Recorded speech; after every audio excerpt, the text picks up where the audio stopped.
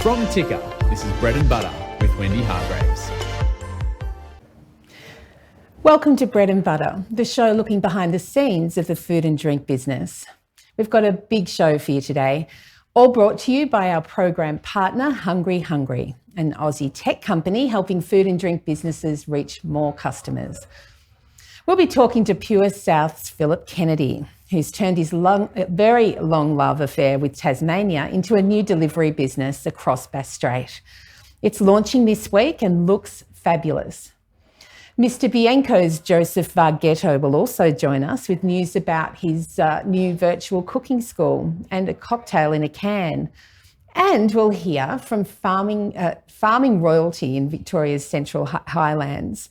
They've started, for the last few years actually, they've been selling seasonal shares in their harvest. And this week, you get the chance to be a shareholder. It's opening up for the people of Melbourne. So you pay up front and get a weekly box of fresh picked organic vegetables delivered to your door. It's called Community Supported Agriculture, and it means paying in advance for your weekly veg, and I'm a massive fan. You'll find out why very soon. But first, a warning. My next guest will leave you craving something sweet. It's just inevitable. Please welcome to Bread and Butter the owner of Piccolina Gelataria, Sandra Foti. Welcome, Sandra. Hi, thanks for having me. Oh, it's my pleasure. Now, you're in the business of finding delicious new flavours of gelato. So as far as I'm concerned, that's the best job in the world.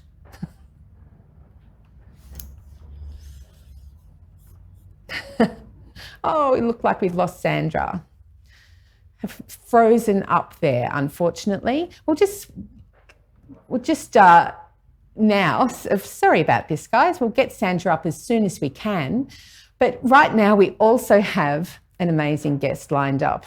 We'll go straight to Tasmania's unofficial food ambassador.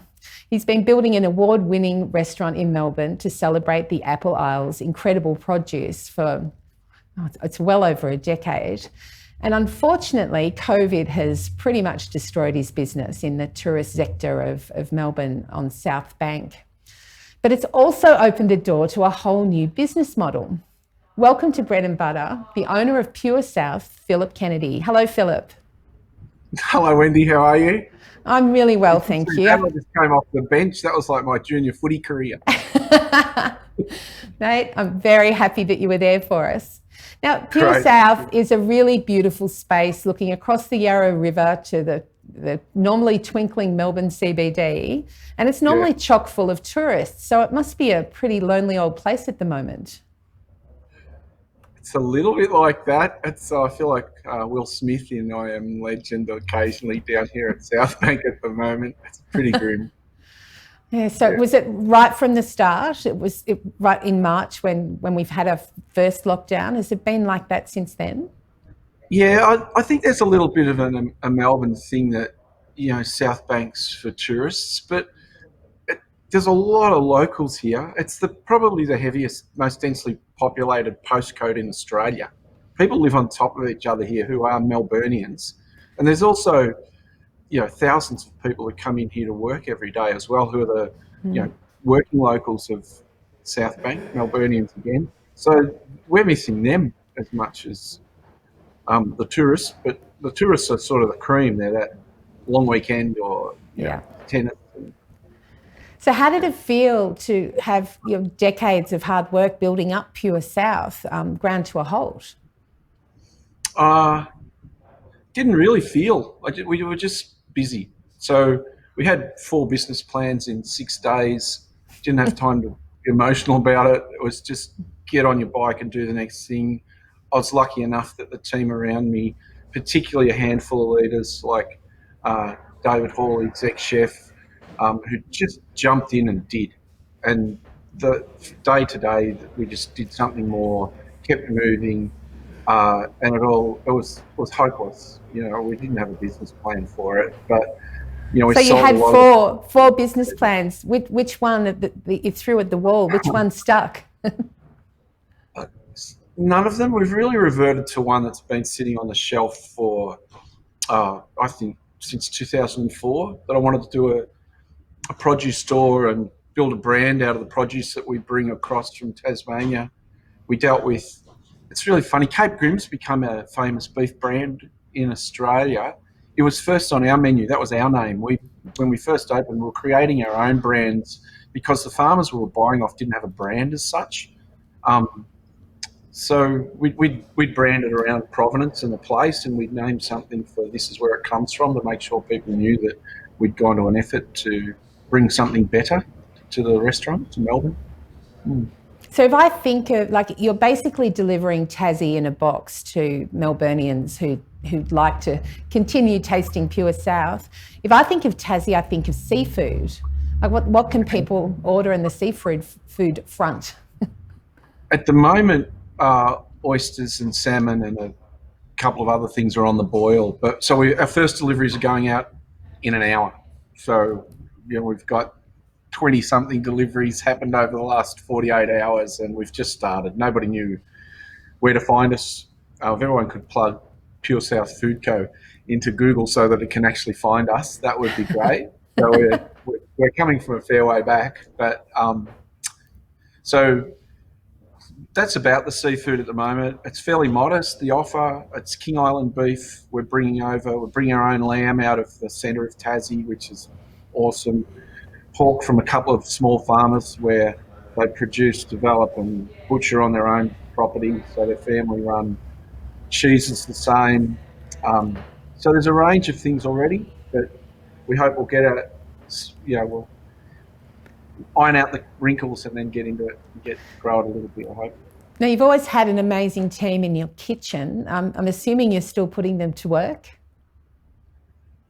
Yes, yeah, they're here. We just, our view through, I had the best team I've ever had. We've been here for 17 years. It's really becomes pretty personal. I work here every day. It's not like I'm that off-site guy. We had the best team we've ever had. We've focused on making sure that they're okay, because if the business comes back and they're not here, we're stuffed anyway. So it's not completely this, we're not just supporting them, we're supporting the business. And similarly, they're working to support the business so that they've got their jobs when they come back too. So it goes that way. It goes both ways. They're producing some beautiful food with the Tassie produce, which people can order online as well. So tell us, where do people go to find your incredible Pure South food so they can get it delivered to their door? Thank you. Just Google Pure South, you'll find it. It's puresouthfoodco.com.au. But if you go to our old website for Pure South Dining or to Pure South Kitchen, there's a link there and straight through to Pure South Food Co. The shop online, we've just got it working over the last little while. It's great. So there's a fair bit in there already, but more to come. Fantastic. Well, it's fantastic to see someone who's actually taking the great stuff that you've already got and delivering it in a different way. Congratulations, Philip. I really look forward to seeing how your new business goes on your launch day today. Yeah, and I'd encourage others to do it because it hasn't been that hard. It's a lot of work, but the technology bar has come down to us. So we've got refrigerated truck to your door in 140 postcodes first day. So you can do it. Yeah. Well, you're a bit of a magician, I must say. Thank you again for your time today, Philip, and best of luck. Thanks so much for having us on, Wendy. Good luck. Thank you. So that was Philip Kennedy, who's the owner and restaurateur at Pure South Dining, who's just flipped his business to delivering beautiful Tasmanian food to your door. Now, hopefully, earlier in this show, we were hoping to cross to Sandra Foti from Piccolina Gelataria. Sandra, are you there? I'm here. Fantastic. Yes, I'm back. Sorry about that. Good to hear. So it's, the black spot of Collingwood doing us in, huh? Yeah, that's it. Now, I was going to ask you, you're in the business of finding delicious new flavours of gelato. Like, I want to know, this has to be the best job in the world, doesn't it? It's pretty good. I have to control myself daily, but it's a pretty fun place to work. So tell us about what your work is. Oh, I love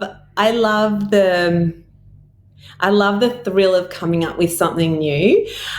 So we create beautiful, authentic Italian gelato, really, really traditional gelato.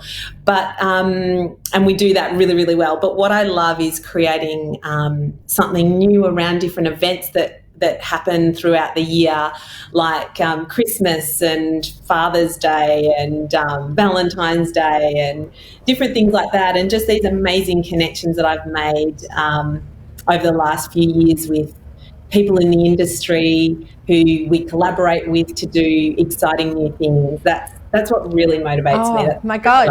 Speaking of collaborating, a little birdie has told me that you're collaborating with Scott Pickett, who's taken over Long Grain. Scott was on Bread and Butter last week telling us about his big plans for Long Grain, but he didn't tell me about his plans to collaborate with Piccolina. Tell us what's going to happen. Oh, look, that happened as soon as I heard about stage 4 lockdowns in Melbourne. I picked up the phone and I rang Scott and said, this is crazy. Why don't we bring, I know it's crazy, why don't we bring some long grain to the people in Hawthorn? Because you can't get long grain anywhere, you can't get it online anywhere. And I mean, I think you can order from them, but with all the changes, with all the delivery radiuses and pickups and all that kind of stuff, I said, we just need to bring it to Hawthorn and just see what happens. And, if you know Scott, he's like, yep, straight away, yep, let's do it. Yes, and we'll figure it out later. So it's just become this huge event that we're doing that you can now pick up from all of our locations. You can pick it up from Estelle in Northcote, and we've also added delivery just to get it further if you're not within 5 k's of any of those locations. But what's great is that he's doing this incredible Thai banquet, but he's also developed 3 Thai gelato-inspired flavours, which forms part of the banquet, and they are incredible. They're really good. Well, knowing Scott, there'll be a bit of savoury in there, and it'll be a complete mind bender. Yeah, I look forward to it. That's fantastic. It's going to be amazing. So you would have had approximately 5 years of steady stream of gelato fanatics flowing through the doors of your gelato shops. So like any other food business in Melbourne, COVID-19's forced you to completely flip the way you work. From what I can see, it looks like you're absolutely smashing it. So tell us how you switched from shopfront to mobile retailing. Yeah, it was it was huge. I mean, that when everything hit, it was such a shock. And we'd been anticipating a lockdown for a little bit, and we'd started to think about how we might be able to bring some bake-at-home goods for customers to cook from home. We sort of thought maybe that might be interesting. So we developed a few cookie doughs and self-sourcing puddings and pancake mixes that would work back with our gelato. So Hang on, let's just stop there before you go any further. I'm sorry. I've tried your self-sourcing pudding. It's not just a self-sourcing pudding. It's a thing of wonder. Like, how have you done that without all of the numbers and preservatives that are used in usual packet mix self-sourcing puddings? Because seriously, it's amazing. It is really good. And that's our whole philosophy. Just if I can't pronounce the product, if I don't understand what it means, and I've never seen the number before, we just don't include it in our product. And so, it has a shorter shelf life, but that's the compromise you make. But it tastes way better. It's just completely natural. And you know what you're getting. You know that it's like you've prepared it at home. So you can give it to your kids and your family and your friends, and you feel like they're just eating, chocolate, sugar, flour, water, just those basic ingredients that everybody has in their pantry. We've just put it together in a really easy way for you to then produce at home. It is magical, as is your what is becoming a cult product online, your iced magic, which I grew up with And really, as a kid, you don't look at any of the numbers, but I know that Ice Magic has a considerable number of numbers in the original incarnation that sits on supermarket shelves. So how have you managed to do it and produce a beautiful little bottle of Ice Magic to add onto your vanilla gelato, which goes down perfectly? How have you done it so that it's still, relatively painless when it comes to staying completely natural? Yeah, well, you only need, that's the thing with natural products, you only need really simple ingredients, and that Ice Magic has just 2 ingredients, so really good quality dark chocolate and grapeseed oil. And so in the bottle it sets hard, so it doesn't feel like normal Ice Magic that's, if you pick it up at room temperature, it's runny. Ours is pretty hard, and you just need to warm it up in the microwave just slowly, or on the stovetop. And it's these small little changes that you need to make with how you prepare the food that just mean that you've got a natural product rather than consuming all those numbers. And it's made with love in Melbourne as well, which is another great thing. So tell us, how can people find your amazing products? Where do they go to buy them and have them delivered? Yeah, all of our stores are still open. We've got the Hawthorn, Collingwood and St Kilda stores. You can purchase them from our website as well, and we're being stocked in a few great small boutique supermarkets and grocery stores and delis now, which is fantastic, and online. The product's been picked up everywhere. It wasn't something that we ever thought that we'd be doing 6 months ago, but we've created these great products and it just seems to be resonating, and people are ordering them and purchasing them. So it's great. We're happy. We're keeping people in work. The staff are all really busy, and that's really positive for them. I think it's a good thing for everyone. Well, so do I, and I make sure I've got a steady supply of your Ice Magic. Thank you so much for your time, Sandra, and best of luck with everything. I think that was Thanks Sandra so much, Foti from Piccolina Gelataria. Now, from one type of produce being delivered to a very different one. I'm about to speak with a farming couple that's selling seasonal shares in their harvest, which gives shareholders a weekly box of fresh picked organic vegetables delivered right to your door. It's called community supported agriculture, and it means paying in advance for your weekly veggies. I'm a massive fan, and to find out more about CSA, I'm joined by Tim Wyatt and Dairy Wyatt from Angelica Organic Farm in Victoria's Central Highlands. Welcome. Sorry, Derry's not there. No. Hello, Tim. Welcome to Bread and Butter. So tell us, in a nutshell, how does the CSA work for consumers? It works a bit like buying, well, it's about buying a share in the farm, basically. They pay up front before the season starts, and they get 30 boxes of vegetables over the 30 weeks. And today's a big day because your seasonal shares for the start of next year go on sale today. How many shareholders can you feed from your farm? At this point in time, we're looking for about 150 shares. They're weekly shares, and we've got 25 fortnightly shares, which have almost sold out already. Oh, that's fantastic. Well, I know that I'm definitely one of your weekly shares, and I just love it. And I grew to love your produce when you sold your veggies at farmers markets around Melbourne. So what made you switch from that model to community supported agriculture? One of the things that we really get with the community supported agriculture is that we know up front before the season starts what we actually have to produce. So we're not overproducing or underproducing as much as possible. And farmers markets are great. They've really helped us build our business over the past 14 years. Without them, we wouldn't be where we are. But we found towards the end that it was very unpredictable, And so we started moving towards the CSA model, which is more predictable for us as a small farm. Yeah, well, you're preaching to the converted with me, because I love the idea of having a seasonal share in your farm and getting that weekly box of veggies, knowing that you've picked them in the previous day or 48 hours.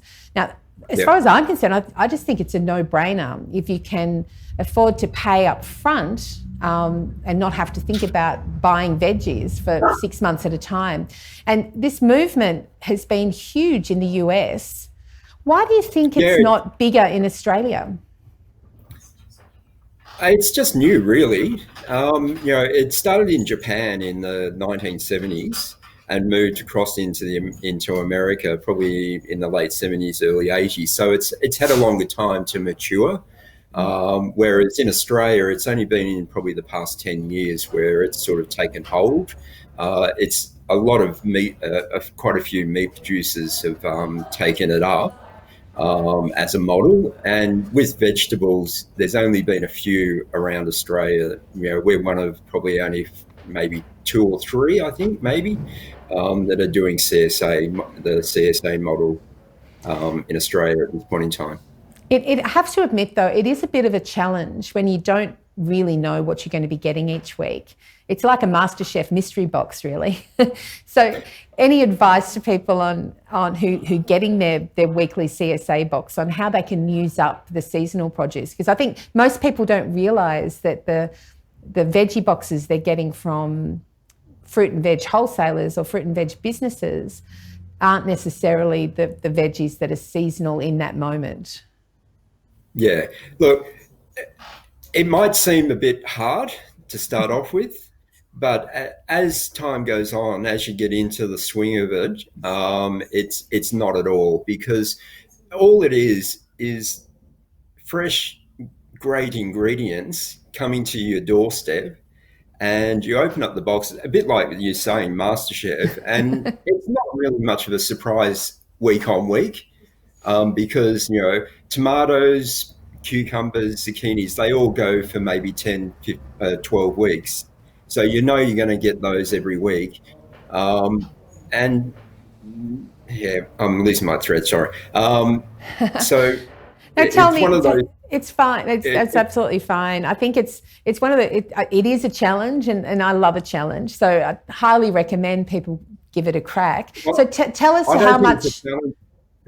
So how much, realistically, how much does it cost for 30 weeks of fruit and veg to be delivered with cold storage from the Central Highlands to Melbourne? How much does it cost a customer?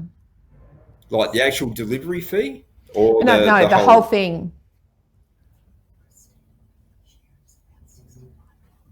For a standard weekly share, it's around about $65 a week. And that's delivered to a hub. And then if it's home delivery, it's about $73 a week. So it's around about $1,700 a week for the 30 weeks. And what happens is you pay a deposit now, like with the sign up, in the next 3 weeks. And then or you can pay the whole lot now, or you can pay a deposit and then the rest of it in January, just before it starts, or there are some payment plans as well. It's great that you've got all of the options, and I'm assuming that as Google Angelica Organic Farm, you'll get all the information you need about the CSA. Tim Wyatt, thank you so much for your time and for everything you do, feeding my family with your boxes of amazing vegetables. I look forward to seeing what comes in the next batch. Thank you for your time. No worries. Thank you, Wendy. That was Tim Wyatt from Angelica Organic Farm. Now, from the farm to the kitchen, I'm now joined by one of Melbourne's most loved Italian chefs, Joseph Varghetto. Hello, Joseph. Hello. Can't hear you very well there. We've got audio issues. That's fine. So we'll keep working on that. And in the meantime, I'll give you a little bit of background about Joseph Vargetto. He's refused to let the city's COVID lockdown stop his creative juices from flowing. He has 2 restaurants, one in Hawthorne and one in the city. So in Hawthorne, he has Mr. Bianco, which is massively loved by Hawthorne locals. And in the city, in the CBD, he has Massi, which is very quiet at the moment because of the CBD being completely locked down. So how are we going for sound now, Joe? Can you hear me okay? Okay, now this is the time where someone who's relatively new to television has to stretch out some information while we get the sound together, and hopefully it'll come through very soon. So Joseph will tell me in a few minutes when we get him connected properly that he started a new online cooking school called Giuseppe's Cooking School, which is all about delivering fresh, beautiful pasta and creating it from scratch in your own home. He's also put a cocktail in a can, which is a whole other story. But I might just throw to a break now and see whether we can get the sound organised so we can have a chat to Joseph in person. There are now more ways to watch Ticker. Download our apps for Apple and Android devices. We're live on Twitter and YouTube Live. And you can catch us on Amazon Alexa and Google Home. Head to the Ticker website for more.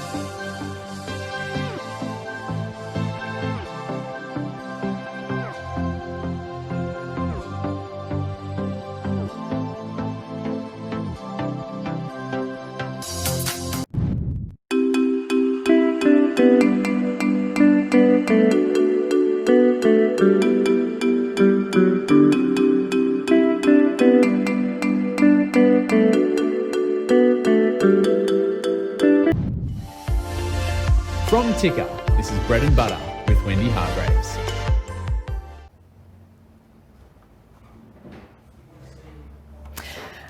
Okay, we've had some sound issues getting Joseph Vargetto online, but I am here to tell you that I promise I'll bring him back to the show next week. We all have our little technical glitches, of course, and Joseph's story is a really good one, so I want you to see it. So I'll make sure we bring it back next Wednesday at 10:30 a.m. You've been watching Bread and Butter with thanks to our program partner, Hungry, the Aussie tech company helping food and drink businesses reach more customers. I'm Wendy Hargreaves, and as I said, I'll be back next Wednesday at 10:30. See you then. There are now more ways to watch Ticker. Download our apps for Apple and Android devices. We're live on Twitter and YouTube Live. And you can catch us on Amazon Alexa and Google Home. Head to the Ticker website for more.